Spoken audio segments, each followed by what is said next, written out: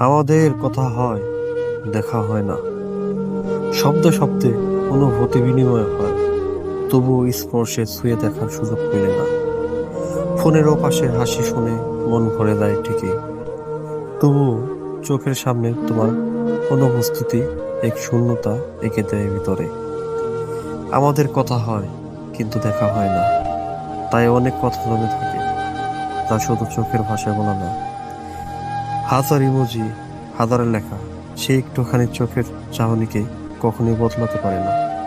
হয়তো একদিন সব দূরত্ব পেরিয়ে মুখোমুখি বসবো আমরা, আজকের সব না বলা কথাগুলো একসাথে বলে ফেলবো তখন, যাতে আর কোনো অপূর্ণতা পিছু না লাগবে আমাদের।